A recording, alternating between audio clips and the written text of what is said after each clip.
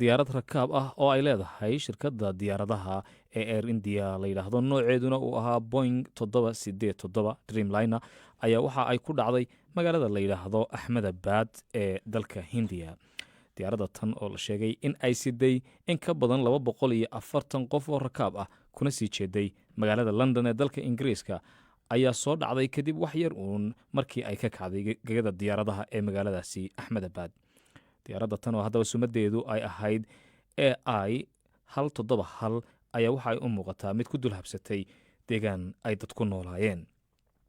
waxaa haddaba istuudiyaha igu heliya Axmed Beder iyo Xasan Sheekh Cumar oo si dhow ula socday dhicitaanka diyaaraddaasi iyo wararka la xidhiidha. Axmed, haddii aan adiga kugu bilaabo, goormay diyaaraddani dhacday, xaggeese ku dhacday, bal faahfaahinii ugu dambeeyey. nimcanow horta faahfaahinta laga heli karo diyaaradani weli waa mid aad u kooban, islamarkaana wararka waa iska soo dabadhacayaan marba marka ka dambeysa. ilaa iminkii ta la ogyahay, haddii aan ku bilaabo, taliyaha booliska Ahmedabad ayaa b b c da u sheegay in 204 meyd ah laga soo saaray goobta shilka uu ka dhacay. lama oga in 240 qof ay yihiin kuwii diyaaradda saarnaa amaba inay ahaayeen dadkii ay ku dul dhacday oo goobtaasi iyagu markaasi ku sugnaa. taliyaha booliska ee magaaladaasi Ahmedabad ee dalka Hindiya ayaa sidoo kale sheegay inaysan jirin cid ka badbaaday diyaaraddii Air India ee ku burburtay xaafad dad ay degan yihiin oo ku taalla halkaasi. taliyaha waxa uu dhanka kale sheegay in 41 qof ay ku dhaawacmeen, islamarkaana dhaawacooda imika loo qaaday isbitaalada, halkaasina lagu dabiibayo. waxaa saarnaa diyaaraddani in ka badan 240 qof oo markaasi rakaab ah oo markii ay dhacaysay, sida uu rikoodhka amaba diiwaangelintu ay xaqiijinayso. waxayna ahayd nooca byomka loo yaqaano oo iyadoo halkaasi markaasi boyomka loo yaqaano 787.8 Dreamliner loo yaqaano. taliyaha booliska ayaa waxa uu sheegay sidoo kale inay jiraan khasaaro dhimasho iyo dhaawac ah oo ka dhacay goobtii ay diyaaraddaasi ku dhacday. diyaaradda ayaa la sheegay inay ku dhacday goob markaasi lagu barto caafimaadka, halkaasi oo iyaduna weli khasaaraha rasmiga aan la soo sheegin. waxayna diyaaraddani ku sii jeeday magaalada London. waxaana muuqata in dad badan ay ku dhinteen diyaaraddani. ma cadda ilaa iminka sababta dhalisay burburka diyaaraddani, waxaana baaraya laamaha kala duwan ee dalkaasi Hindiya. dowladda Hindiya iyo dowlado kale ayaana dabcan ka hadlay arrimahaasi. waa tahay Axmed Beder, waa mahadsan tahay. haddii aynu eegno oo aynu kusii soconno diyaaraddaasi, wax rasmiya oo laga ogyahay ma jirtaa diyaaradda qudheeda? diyaaradda marka la eego goorta ay dhacday, horta markaa ku bilaano waxay ku dhacday xaafad lagu magacaabo Magani Nagar. booliska waxay u sheegeen wakaaladda wararka ee ANI in ay ku dhacday goob lagu barto dhakhtarnimada. mid ka mid ah haweenka goobta ku sugnaa ayaa wakaaladaasi u sheegtay in wiilkeeda uu ka badbaaday oo dabaq goobtaasi u deganaa uu ka booday, halkaasi oo sidoo kale dhaawac uu wiilkeeda soo gaaray. duulimaadka Air India ayuu ahaa oo tirsigiisu ahaa AI 171. waxa uu ka ambabaxay gegada diyaaradaha ee Ahmedabad. waxauna saacaddu ay ahayd 7:39 markay ahayd ee diyaaraddaasi kacday wakhtiga maxalliga ah. sida ay sheegtay shirkadda diyaaradaha Indian Air, waxaa lagu waday in ay ku degto London saacaddu markay tahay 12:25 ayaa lagu waday inay markaasi halka ka degto. diyaaradda ayaa burburtay xilli ay meel u dhow isla magaaladaasi Ahmedabad ay duulaysay, halkaasi oo ay ku burburtay. sida laga soo xigtay mareegaha la socodka duulimaadka ee lagu ogaado signalka diyaaradda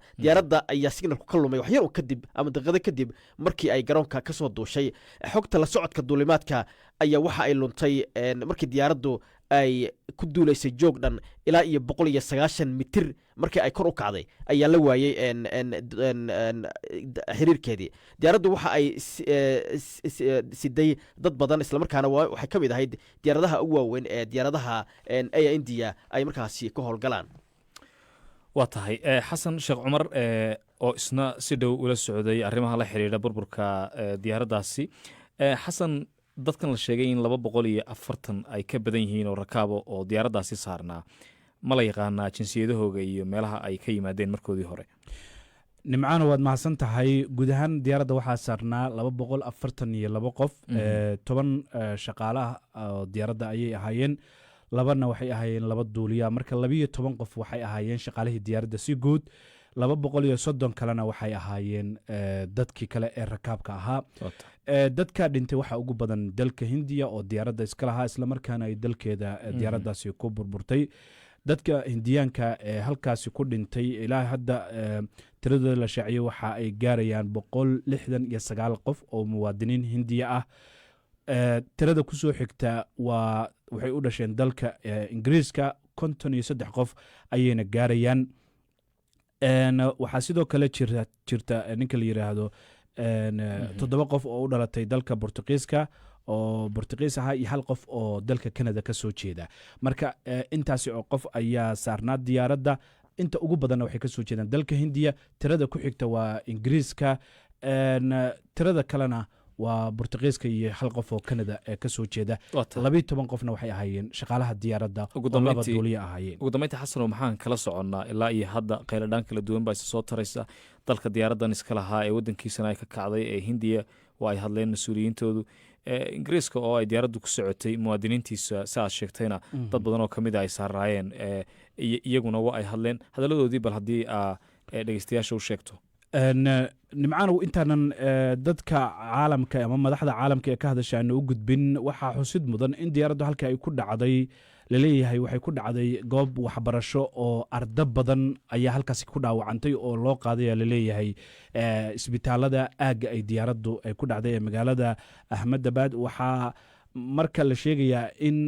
khasaaruhu halka uu iska soo tari karo oo booliiska iyo laamaha ama waaxaha kala duwan ee halka ku mashquulsan waxay sheegayaan in tirada dhimashada ee halka ka dhalan karta ay badan karto mar walba markaan usoo laabana su-aasha aad weydiisay ee dadka ka hadlay waxaa ka hadlay dalalka dadku ay u dhasheen dalka Ingiriiska Hindiya Portugiiska Canada dhammaan way ka hadleen ra-iisul wasaaraha Canada waxa uu sheegay inay aad uga naxeen warka ka soo yeeray Hindiya iyo diyaaraddaasi dhacday dadka badan ay ku dhinteen ra-iisul wasaaraha sidoo kale dalka Portugiiska isaguna wuu ka hadlay ninka la yiraahdo Luis Montenegro waxa uu yiri aad ayaan uga xumahay inagoo ku hadlaya magacayga iyo magaca dowladda iyo guud ahaan dalkaasi waxaan tacsiin gaarsiinaynaa dadkii ay ka soo jeedeen dadka geeriyooday ra-iisul wasaaraha Canada sidoo kale tacsiin taalamid ayuu diray Makani ra-iisul wasaaraha Ingiriiska sidoo kale isna sidaas oo kale sidoo kale mas'uuliyiin kale oo Hindiyaan oo wasaaradda arrimaha dibadda ay ka mid tahay ayaa hadlay dhammaantood tacsiin ay direen laakiin weli hawshiya socota oo halkii ayaa lagu mashquulsan yahay oo waxa la kala garan la'yahay dadka diyaaradda la socday dhintay halkii ku dhintay iyo diyaaraddu halkii ku dhacday maadaama goob waxbarasho wararku ay sheegayeen inay ku dhacdo dad badan isbitaalada la geeyey